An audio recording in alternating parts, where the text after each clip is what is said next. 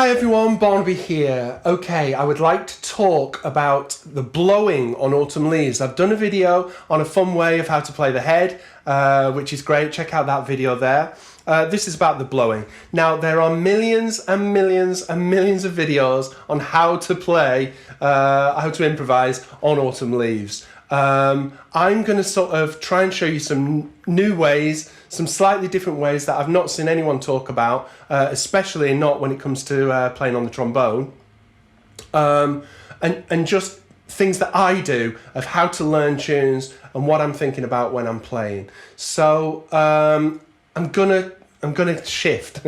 I'm gonna keep going. If I'm going too fast for anyone or something gets a bit too complicated, join my Patreon, ask me any question you want. I'll do a little video on it for you there. There's loads of sheet music that I'll put up there to go a bit slower for you. And also, I should say, if you want to get a Zoom lesson with me, that's the place to go and get a lesson, and we can hook that up whenever you want. Okay, so the first thing that you need to do when blowing on a tune is learn the tune. So you need to listen to the tune. With Autumn Leaves, there's hundreds and hundreds of different versions of Autumn Leaves. Listen to them all and learn the tune. Know what key that you're going to play the tune in. Yes, look at a real book. I've nothing against real books, but they're a guide. They're a guide. The real books are a guide. Don't just rely on them. Listen, listen to jazz and listen to Autumn Leaves and listen to how different people sing it and play it. Okay. A lot of horn players will play it in G minor, B flat major, G minor, 2 flats. So the first thing I would do is I'd learn the melody. Now on trombone, some melodies that you learn, they might be in really horrible range. It might get really low, it might get really high. Try and make it sound good. Change octaves. Maybe you want to do the A sections in the middle range, the B sections higher up.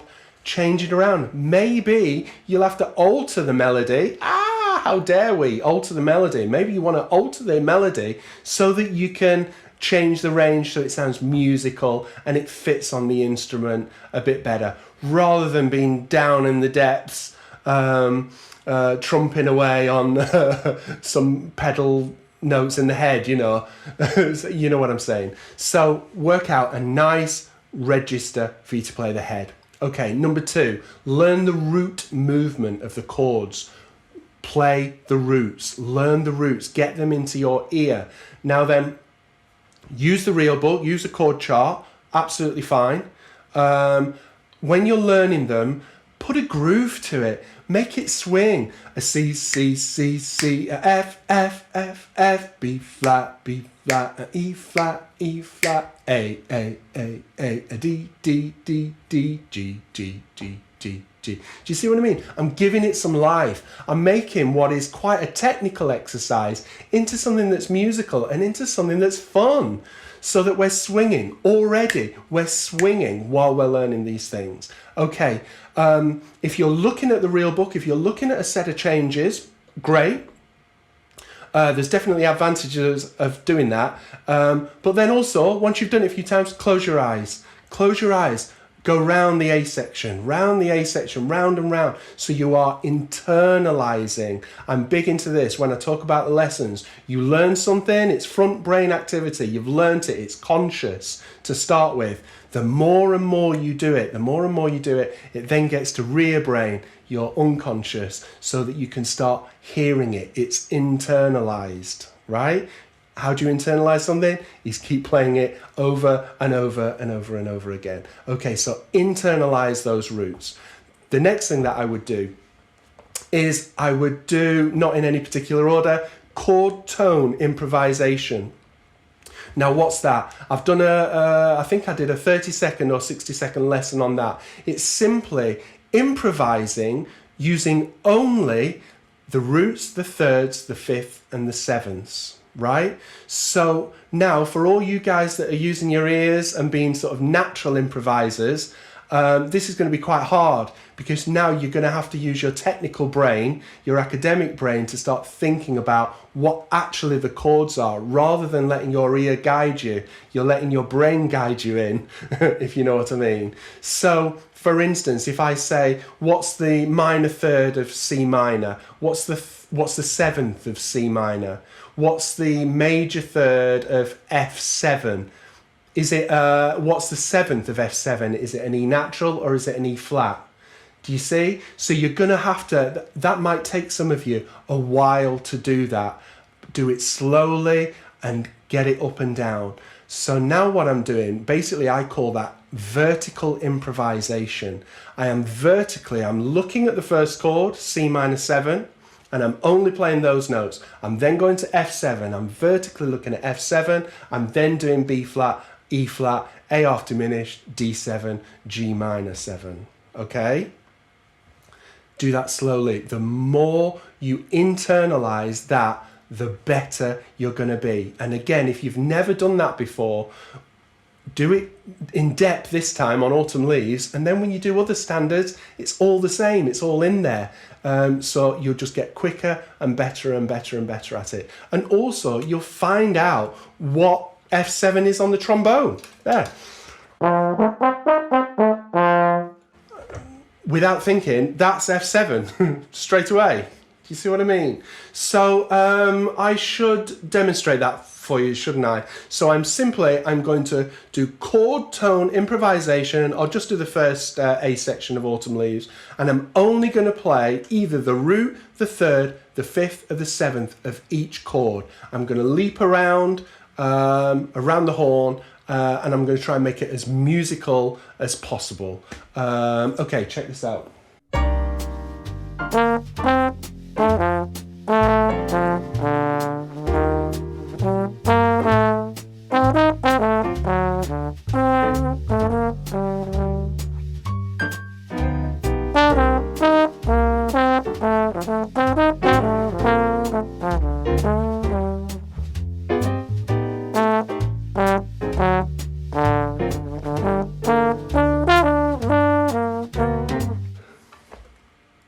Yeah, you see?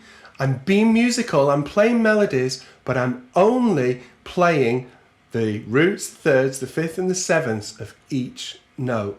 Let me do it a bit more extravagant.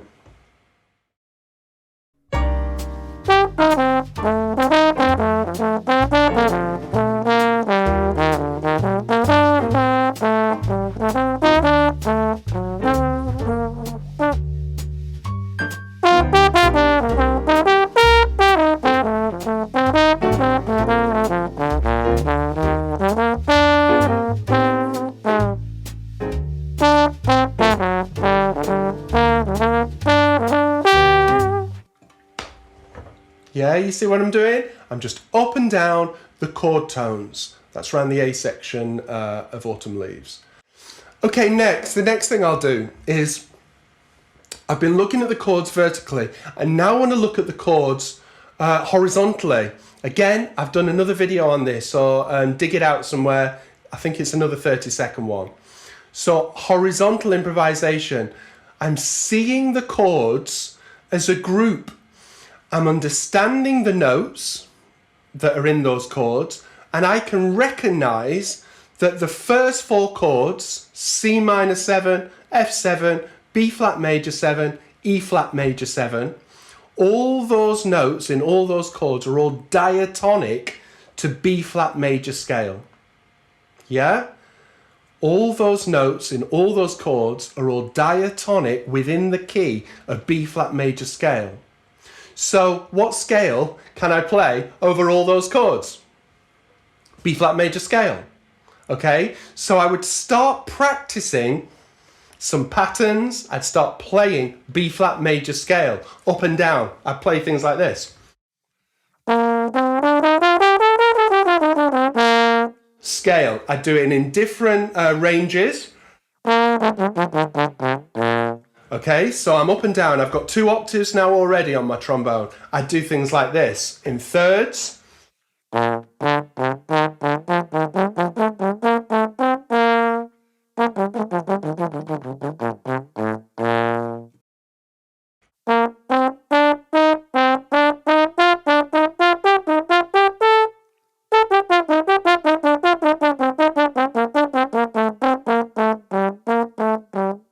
etc., etc. On trombone, I would always learn a pattern or a lick in the original positions, in the normal positions, before I start using false positions. However, the more you do it, you'll be like, well, actually, this is better if I play Ds in fourth. This is better if I play Fs in fourth. It fits better. It feels better. It's easier. Once I've picked what position, it's like learning your classical tunes and studies. Once you've decided what position you're going to play, always play it in that position. I am always going to do Ds there, so that you're drumming it in again, so that it's an internalized thing. It's a muscle memory in this case on trombone. It's muscle memory of that I'm always going to play Ds in fourth, so that you're not having to think about it. It doesn't have to be conscious. So learn 1,000 different patterns up and down B flat major. So over the first 4 chords of Autumn Leaves, I recognize that they are diatonic to B flat major scale. It's the 2 chord in B flat major, it's the 5 chord, it's the 1 chord, it's the 4 chord, right? So I'm going to play B flat major scale. This is horizontal improvisation.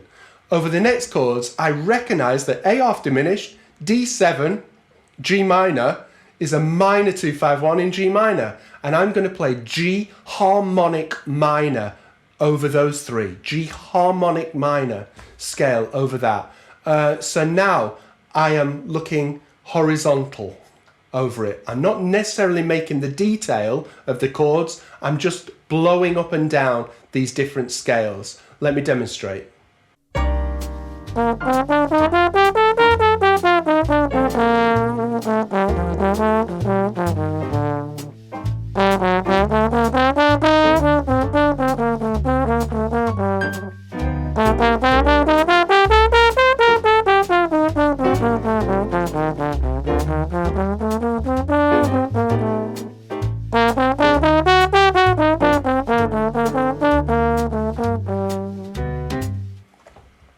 So you see, I'm just going up B flat major scale and back down. I'm improvising with that scale over the first 4, B flat major, and then over the next 2 chords, I'm thinking G harmonic minor.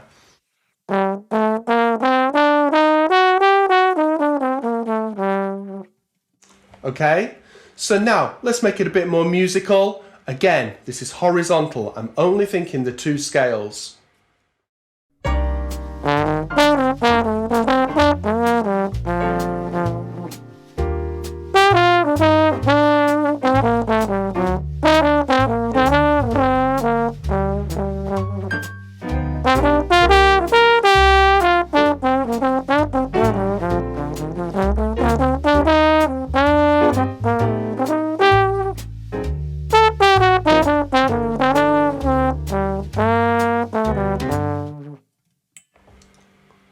I'm only thinking B flat major scale and I'm being melodic with it, and then I'm thinking G harmonic minor and I'm being melodic with that. So I'm improvising with those scales. Now then, how can we make that better? How could I make that solo better? It's basically mixing the 2 things up. Vertical, so I'm hitting the detail of the chord tones. I'm making the changes. That's what it means. I'm making the changes. I'm hitting the chord tones on the beat. I'm hitting the changes, but yet I'm being free to improvise with that and the scale all in one. Now then, there's a million other things that we can do, which I'll talk about in a minute, which is adding some licks and language. I briefly talked about patterns and things, didn't I? But licks and language and guide tone lines. Let's do that next. Guide tone lines. I've done a video on this, dig it out. What are they? They're the tones that guide your ear through the harmony. So you could call it, another word for it, it's like voice leading. The voices. Imagine having a choir and you've got the melody, and you've got the second part underneath the melody that's going ba,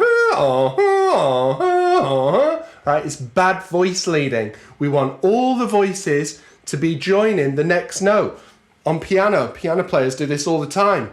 You don't want a chord there, da, ba, ha, ha, ha. You want the chords to be nice. Dee, dee, dee, dee, dee, dee, dee, dee. Yeah? We should do it on trombone as well. Yes, it's a monophonic instrument, but we're trying to play harmony. We're trying to play melodies that imply harmony. So, guide tone lines. Again, I've done a video on this, and I actually think I sat at a piano on my Patreon site, and I showed you. In fact, it could have been on Autumn Leaves. It was a long time ago. I looked slightly younger in that video, so check that out. But this is what it is. The thirds of the chord resolve to the sevenths. So if I say I'm going to play the guide tone line starting on the third, it will start on the third of that chord. It resolve to the 7, 3, 7, 3, 7, 3, 7 forever and ever and ever, right? It's maths, it's clever, it's magic really, or maths, however you want to think about it. I'm going to think it's magic. It's definitely magic. So the thirds of the chords resolve to the sevens, 3, 7, 3, 7. If you start on the seventh, they resolve 7, 3, 7, 3, 7, 3, 7, 3, right? Clever. Let me demonstrate that. I'm going to start on the third of the chord. Here we go. C minor, which is E flat, isn't it?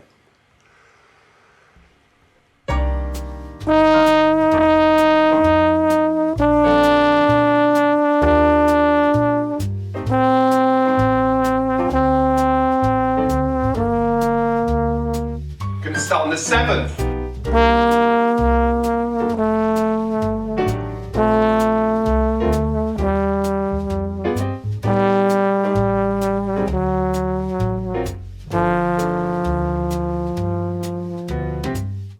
Okay, the third of C minor is E flat. It resolves to the seventh of F7, which is E flat. So in other words, it stays the same, E flat, then resolves to the third of B flat, which is D, which then resolves to the seventh of E flat major 7, which is D.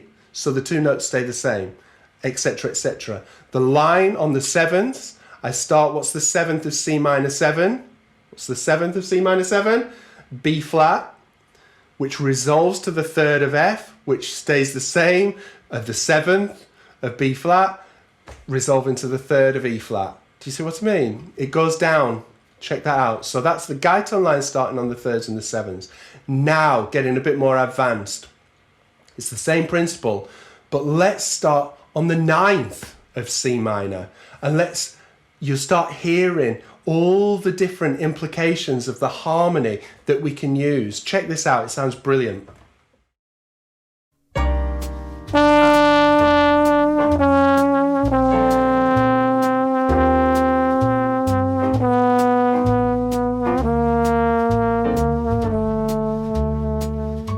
And again.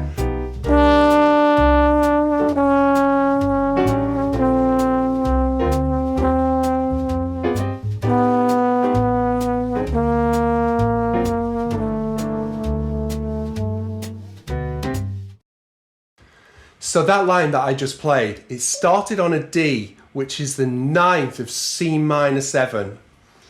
Came down chromatically, D flat.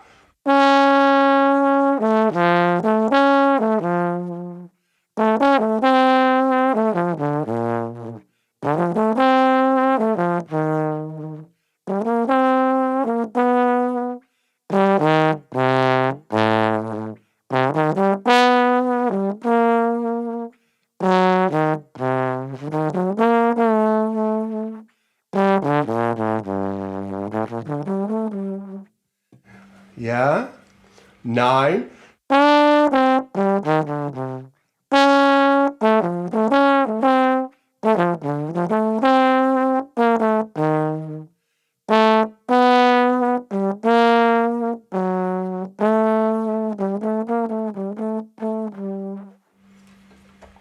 Now we're getting into the fun stuff. Check that out. Again, I'll do a PDF. I'll put it onto my Patreon so you can all read it if you need it there. Let's do another one. Let's start on the 5th. Let's start on the 5th now of C minor. And let's work out a nice guide tone line. It'll all resolve beautifully over the first 8 bars of Autumn Leaves. Check this out.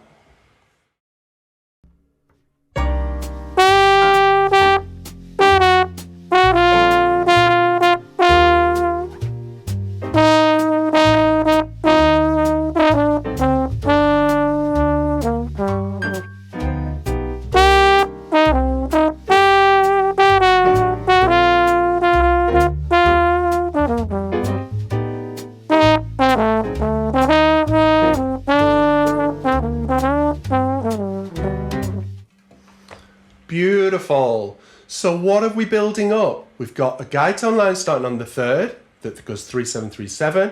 We've got a guide tone line now that starts on the 7 7 3 7 3. We've got a guide tone line that starts on the 9, which comes down 9 flat 13 9 flat 13, etc. 9 9 9 9 13 13 13. And then we've got the other way around, 5 coming down to flat 9 5 9 5 9 5 9 5 9. Check that out. Now we're starting to build up some options. We've not even talked about licks and language. We're simply using our ears and our guide tone lines and our knowledge of harmony to make beautiful melodic lines. Now I should demonstrate. Let's mix all that up. Let's mix all that up. I'll demonstrate.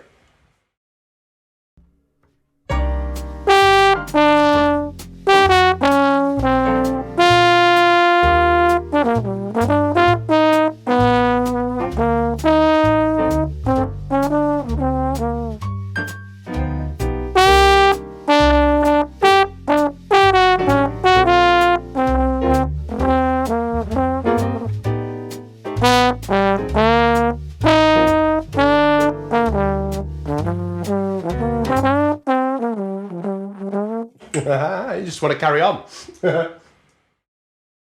Right, I think we should leave it there. That's a lot of information that I've just told you. You need to go away, you need to play it on your horns, play it on the piano so you can hear the harmony. You don't have to be an incredible virtuoso on the piano. Sit there, or the guitar.